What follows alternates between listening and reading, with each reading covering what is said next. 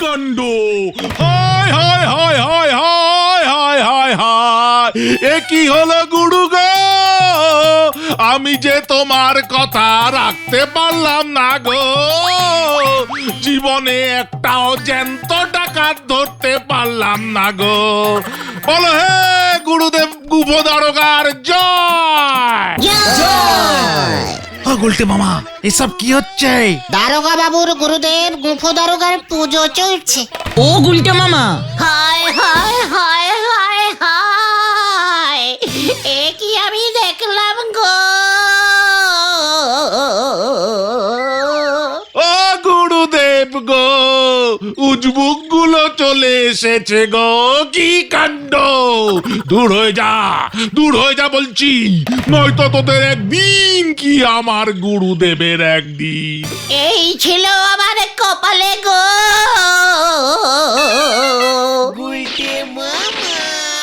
তুমি এভাবে কেঁদে ফেললে কেন গুলটে মামা?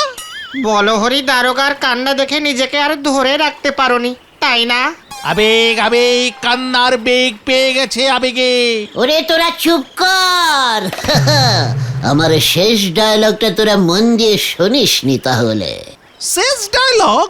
হায় হায় হায় হায় হায়! এ কি আমি দেখলাম গো? হ্যাঁ তো, তুমি ওখানে কি দেখেছো গুলটে মামা? আমার বাবাকে। তোমার বাবা কে? ওই গুফো দারোগা। হ্যাঁ রে, ওই গুফো দারোগাই আমার বাবা রে। তোমার বাবার ওই মোটা জাঁদরেল গোঁফ, আর তোমার ওই গোপ নিয়েই তো ঝামেলা পেকেছিল রে। তাই তো আমি পিসিমার কাছে চলে এসেছিলাম সেই ছোট্টবেলায়। এই কেসটা একটু ঝেড়ে কাশো তো গুলটে মামা। ভেরি ইমোশনালিস্টিক কেস রে। বাবা ছিলেন সেই সময়ের জাদরেল দারোগা। ইয়া মস্ত গোপ, তাই তাকে সবাই গুফো দারোগা বলতো। তার ভয়ে বাঘে গরুতে এক ঘাটে জল খেত, বুঝলি? সবই তো বুঝলাম, কিন্তু ঝামেলাটা কি হয়েছিল বলবে তো? ছোটবেলায় আমি খুব খেতে ভালোবাসতাম কিনা। একদিন রাতে বাবার সাথে ঘুমিয়েছিলাম। সোনপাপড়ি ভেবে বাবার গোঁফের একটা সাইড আমি খেয়ে নিয়েছিলাম। সকালে উঠে বাবা দেখেন এক সাইডের গোঁফ নেই। ব্যাস শুরু হয়ে গেল ঠ্যাঙানি। এমন ঠ্যাঙালেন যে আমার জ্বর চলে এলো, বুঝলি? জ্বরে আমি ভুলে ভালো বকতে শুরু করলাম। বাবা কবিরাজ মশাইকে ডাকলেন। আমায় দেখে কবিরাজ মশাই বললেন, শরীরের সব রক্ত ঠ্যাঙানির চোটে মাথায় উঠে গেছে, তাই উল্টো পাল্টা বকছে। আমার শরীরে রক্ত ঢোকাতে হবে। ব্যাস এই সুযোগটা সঙ্গে সঙ্গে নুপে নিল সেই সময়ের 1 নম্বর জেল খাটা ডাকাত তেলকড়ি ডাকাত শুয়ে পড়লো রক্ত দিতে, বুঝলি? তেলকড়ি ডাকাতের রক্ত ঢুকে গেল আমার শরীরে।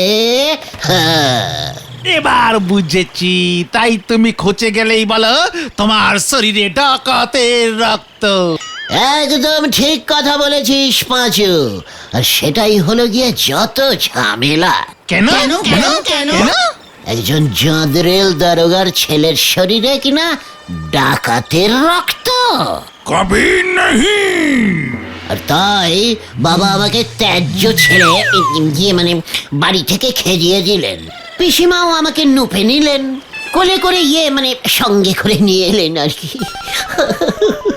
ওরে বাবা, কি কষ্ট! সেই থেকে পিসিমার কাছে আমি রয়ে গেলুম রে। আর তোদের সঙ্গে আড্ডা দিয়ে কি কষ্ট করে আমি জীবন কাটাচ্ছি। তার মানে তোমার বাবা গুফো দারোগাই বলহরি দারোগার গুরু? আর বলহরি দারোগা তোমার বাবাকে কথা দিয়েছিল জীবনে অন্তত একটা জ্যান্ত ডাকাত ধরবে, কিন্তু সেটা পারেনি বলে এমন হেচর বেচর করে কাঁদছে। কিন্তু তুমি তো ডাকাতের রক্তটা কাজে লাগাতে পারলে না। মুখ শান্তিং কর ভেন্ডি। আবার বলছি, স্মল বুকে বিগ টক আমি সহ্য করতে পারি না। কিন্তু আমি যদি সত্যি সত্যি ডাকাত হয়ে উঠি না, দেখবি দূর দূরান্তের গ্রামের বাচ্চারা আমার ভয়ে কাঁপবে, আর ওদের মায়েরা বলবে, খোকা ঘুমিয়ে পর, গুল্লা ডাকাত আসছে। গুল্লা ডাকাত, এটা আবার কে? কেন আমি? আরে ডাকাত জীবনে আমি গোল্লা ডাকাত বলিয়াই বিখ্যাত হইব। সবাই আমার ভয়ে থরে থরে করে কাঁপবে। কোথায়? নোড়াদা পর্যন্ত এখন ধারে চা দিতে চায় না। ঘটনা ঠিক আছে ঠিক আছে ঠিক আছে, নরাদা কি জানে তোমার বডিতে সত্যি সত্যি ডাকাতের রক্ত আছে? এটা জানলেই কিন্তু নরাদা ভয় খাবে। ঠিক বলেছিস। চল এক্ষুনি জানিয়ে আসি, আজ থেকেই আমার ডাকাত জীবনের উদ্বোধনটা হয়ে যাক। কি বলিস? হ্যাঁ হ্যাঁ, চল সকলে।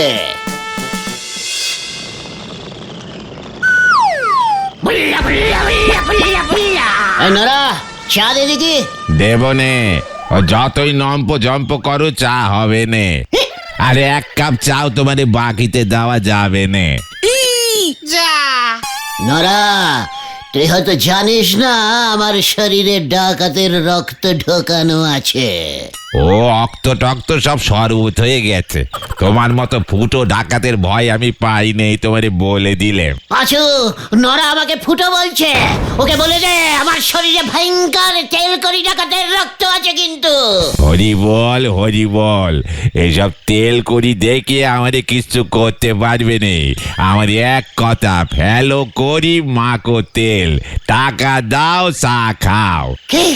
নিকার 1 টাকা 45 নয়া, দুধ চা 2 চামচ চিনি দে, 2 টাকা 35 নয়া পয়সা, ব্যাস। নরা, তাহলে আমিও তোকে বলে রাখলাম, আমিও চা খাবো না। কাজটা তুই ভালো করলি না কিন্তু। ডাকাতের রক্তওয়ালা একজন মানুষকে তুই খেপিয়ে দিলি। এর ফল তোকে ভোগ করতে হবে বলে দিলাম। চলে আয় তোরা।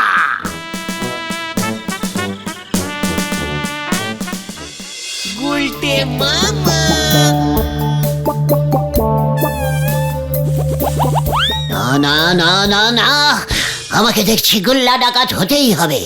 নর্মাল অবস্থায় নড়াও ভয় খাচ্ছে না। থাক থাক থাক গুলটে মামা, ওসব ডাকাত ফাকাত হয়ে কাজ নেই। তার থেকে বরং ঘরের ছেড়ে ঘরেই সুখে শান্তিতে থাকো। না না না, আমার মনে হচ্ছে আমার শরীরের সব রক্ত মাথায় উঠে যাচ্ছে। আমি গুল্লা ডাকাত হবই। তখন দেখবি আমার ভয়ে এই গলদপুর কাঁপবে। কিন্তু তার জন্য তো তোমাকে ডাকাতি করতে হবে গুলটে মামা। কে রে? ডাকাত ডাকাতি করবে না তো কি পাড়ার মোড়ে বসে তাস খেলবে? কিন্তু ডাকাতিটা তুমি করবে কোথায়? সেই তো আছে আমাদের এখানে একমাত্র বড় লোক গোবিন্দ গুছাই, তাও একটে ঝোলা গোবিন্দ। বাড়িতে টাকা পয়সা কিচ্ছু রাখে না। কথাটা তুই ঠিকই বলেছিস। আমিও এক্ষুনি পাড়ার বাইরে গিয়ে ডাকাতিটা ঠিক করতে চাইছি না। তবে কি করবে তুমি? একটা সাংঘাতিক কিছু করতে হবে, বুঝলি?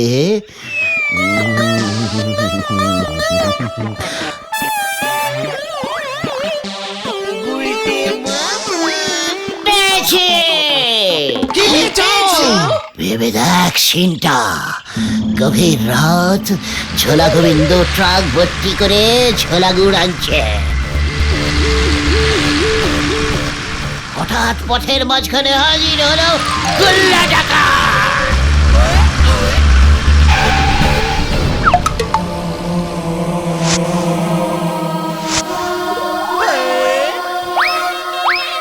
ইয়া ইয়া হে ওয়াহা! গোবিন্দ, তোর গুড়ে ট্রাক ছিনতাই করলাম। কি মানে কথা, তুই কে?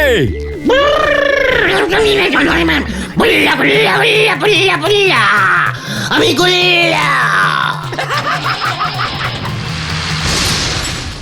তারপর তারপর ওই এক ট্রাক গুড় দিয়েই যাত্রা শুরু হলো গুল্লা ডাকাতে।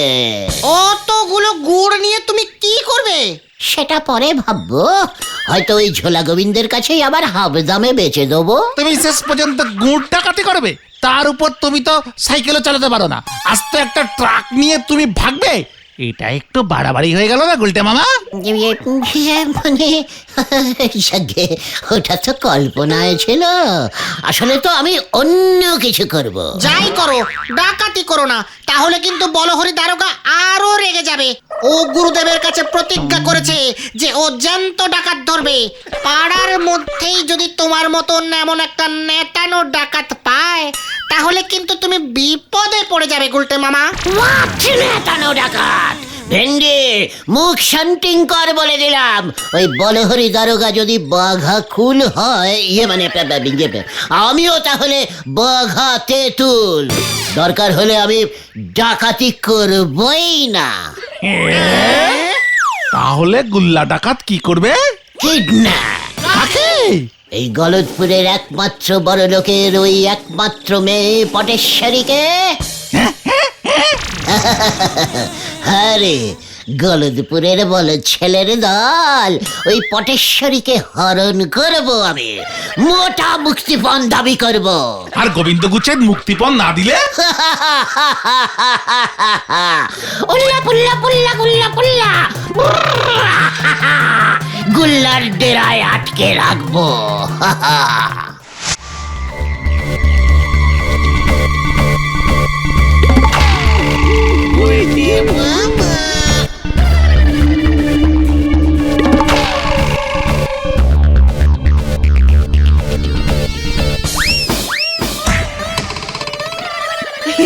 আমি এখন একটি ঝিঙ্কুমণি পচা পল্লী ডান্স করে দেখাচ্ছি। তাথুই তাথুই নাথুই নাচে নাচে থই থই থই থই তা তা। আরো জোরে, আরো জোরে। এই গুল্লা, এই ভালো হচ্ছে না মানে কথা বলে দিলাম। এ বাবা, কাকের পাঠে শুভ কাজে গুড সাইন। তাহলে এটাই ফাইনাল, বুঝলি? ওই বলহরি দারোগা ডাকাত ধরবে বলে প্রতিজ্ঞা করেছে বাবার কাছে। কিডন্যাপ করলে ও কিছুই করতে পারবে না, উল্টে ভয় খেয়ে যাবে। কিন্তু ব্যাপারটা একটু বেশি রিস্কিং হয়ে যাবে না গুলটে মামা? প্ল্যানিং ঠিক থাকলে রিস্কিং হবে কেন রে? ভেরি ইজিক্যালি সোজা। দেখ এবার শুয়ে বসে কিভাবে রোজগার করতে হয় দেখ। কিন্তু তুমি পটেশ্বরী দিকে পাবে কোথায়? ভুলে যাস না, পটেশ্বরী রোজ সন্ধেবেলায় হারুর দোকানে চপ কবিরাজি খেয়ে বাড়ি ফেরে। ওই রাস্তায় লোকজনও কম থাকে। তারপর পটেশ্বরীর দিকে নিয়ে কোথায় যাবে তুমি? মন্দিরের পেছনের ওই বাঁশ বাগানটায়। জয় গুরু। চল, হাতে সময় কম। কি জানি কি হয়। চাঁদ উঠেছে, ফুল ফুটেছে, কদম তলায় গে লঙ্কা দিয়ে ডবল ডিমের এগরোল খেয়েছে। কদম তলায় গে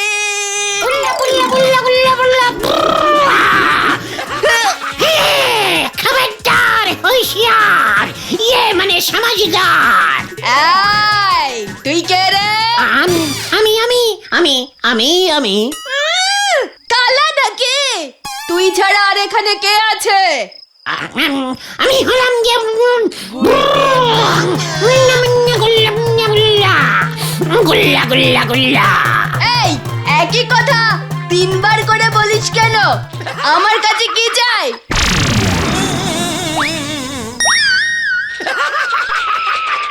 রোল পাবি না। একই ভয় পাচ্ছ না কেন? Kidnap kidnap kidnap. কে কে কে কে কে কে? তুই তুই তুই।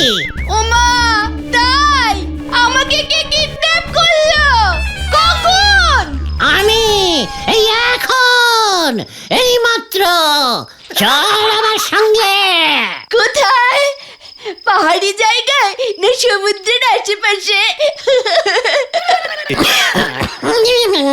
না, পাড়ার কিডন্যাপ পাড়াতে, বাজেট কম, মন্দিরের পেছনের বাঁশ বাগানে। ও মা, কি মজা, কি রোমান্টিক ব্যাপার। আমি কিডন্যাপ হয়েছি। কাল সকালে পেপারে আমার ছবি বেরোবে। এই, নিয়ে চলো আমাকে এক্ষুনি। যাবো কিসে? হেঁটে। এ আবার কেউ কিডন্যাপ হয় নাকি? বলছি না বাজেট কম। চল তাহলে, ভাল লাগে না। ওই দেখো আবার তুই টোকারি করছে।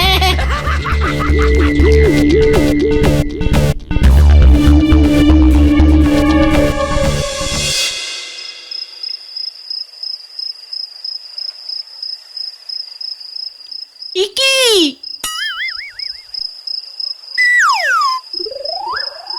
তোরা, তোদেরও কিডন্যাপ করেছে বুঝি? হ্যাঁ পটেশ্বরী দি, ওই গুল্লা খুব সাংঘাতিক। যা, প্ল্যানটা তো ঘুরিয়ে দিলে হত না। চাপড়াও উল্লা মুল্লা গুল্লা মুল্লা মুল্লা। আমি হলাম গিয়ে ব্রুম ব্রুম গুল্লা। তোরা পটেশ্বরী দিকে মানে পটেশ্বরীকে পাহারা দে, আমি ওর বাবার সঙ্গে কথা বলে আসছি। কি? আমার বাবা কেন? সময় হলেই বুঝতে পারবি। গুল্লা গুল্লা গুল্লা গুল্লা গুল্লা। আমি হলাম গুল্লা।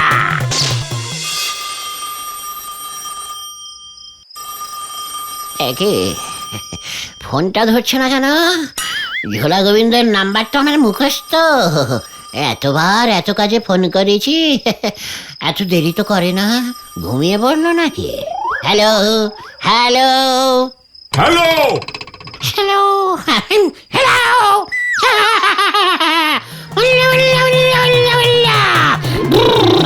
আমি গুল্লা। কি? তা আমি কি করব হে? তুমি গুল্লা? আপনার মেয়েকে আমি কিডন্যাপিং করেছি। মানে কথা কি করেছিস? কিডন্যাপিং, হরণ হরণ করেছি, হরণ। তুই বুঝি রাবণ? মানে কথা তা বেশ করেছিস। কয়েকটা দিন আমি একটু শান্তিতে ঘুমোতে পারবো।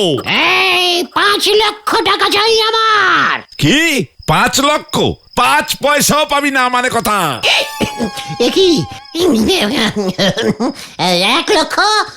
1 লক্ষ দিলেই হবে। বললাম তো 1 টাকাও পাবি না। আর মানে কথা আমার মেয়েকে যখন হরণ করেছিস তখন বুঝবি এবার ঠেলা। তোকে না এবার উল্টে 1 লক্ষ টাকা দিতে হয়। কি মেশমশাই, ইয়ে মানে এবার কি হবে? 50,000 50,000। হ্যাঁ বেশ বেশ 50,000 এই আমি লাস্ট বলে দিচ্ছি, কিন্তু এটা আপনাকে দিতেই হবে। ফোনটা রাখ, মানে কথা নয়তো আমি পুলিশে খবর দেব। এই দেখো অন্তত 5 টাকা দিন, হাত খরচ তো। মানে কথা তোর গলাটা কেমন চেনা চেনা লাগছে না?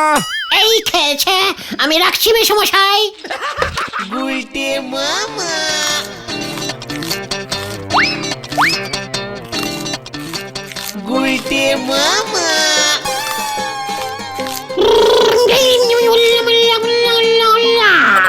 আমি হলাম গিয়ে গোল্লা। হুঁশিয়ার, এত বড় সাহস! আমার ডেরা এগরোল কে আনলো? আমি এনেছি হারুদার দোকান থেকে, পটেশ্বরী দি বলল। আর তাতেই তোরা ভয় খেয়ে এগরোল নিয়ে এলি? নয়তো থানি চুড়ে মারবে বলেছিল। পয়সা কে দিল? ধারে ঝোলাগো, ইয়ে মানে গোবিন্দ বাবুর নাম লিখিয়ে। তাই তো আমি 5টা ভেজিটেবল চপ নিয়ে এসেছি। খাবে গুলটে, ইয়ে গুল্লা মামা? খবরদার, হুঁশিয়ার! এই চুপ কর, তোর খবরদারি। রাতে কি খাবারের ব্যবস্থা করেছিস? চিকেন না মটন? একই সব কি বলছে? কততে রাজি হলো ঝোলা গোবিন্দ? 500 টাকা লাস্ট বললাম, ফোনটা রেখে দিল। এ বাবা, এবার কি হবে? মাংসের দামও তো উঠবে না। ওই মাংস নিয়ে আয় হোটেল থেকে। আমার ঘুম পাচ্ছে, আমি ঘুমোবো কোথায়? এই ভালো বালিশ বিছানার ব্যবস্থা কর। এই শোন, কাল সকালে উঠে আমার 1 গ্লাস দুধ লাগবে, আর দুপুরে লুচি আলুর দম আর কচি পাঠা লাগবে। এত বাজেটের কিডন্যাপ তো নয় এটা পটু। যা কিছু 500 টাকার মধ্যেই সারতে হবে। ওই এত বড় সাহস তোর! আমাকে কিডন্যাপ করে নিয়ে এসে খাতির যত্ন করছিস না? পটু, তুমি বাড়ি যাবে? এই তুই কে রে?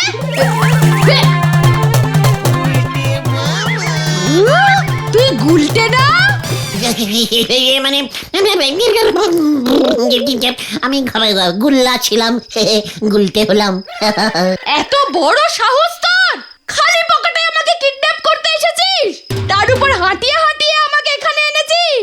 ভেবেছিলাম ভয়ঙ্কর গুল্লা আমাকে কিডন্যাপ করলে পেপারে আমার ছবি বেরোবে, তাই কত কষ্ট করে আমি কিডন্যাপ হলাম। আমার সাথে ইয়ার কি? মানে মানে আমাকে ছেড়ে দাও পটু।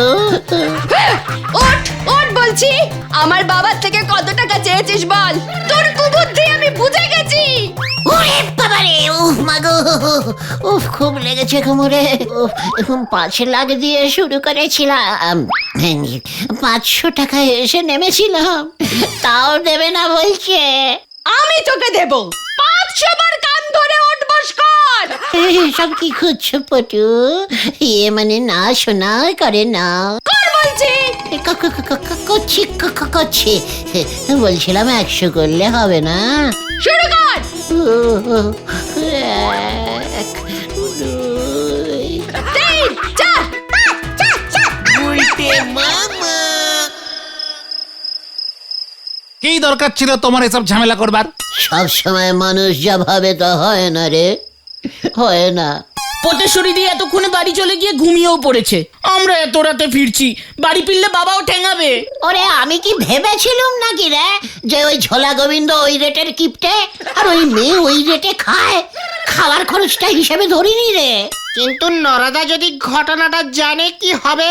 তখন তো ও ভাববে তোমার শরীরে সত্যি সত্যি কোনো ডাকাতের রক্ত নেই। শোন না, বলছিলাম কি, তোরা নড়াকে বলবি আমার ব্লাড টেস্ট করতে শহরে, ওরে মা, রক্ত পাঠানো হয়েছে। পরীক্ষার রিপোর্ট আসলে বোঝা যাবে রক্তটা এখনো ডাকাতেরই আছে নাকি চেঞ্জিং হয়ে গেছে। ওরে বাবা রে, জয় গুলটে মামা জয়। আমি বরং আড্ডা মেরেই বাকি জীবনটা সুখে শান্তিতে কাটিয়ে দেবো রে। গুলটে মামা।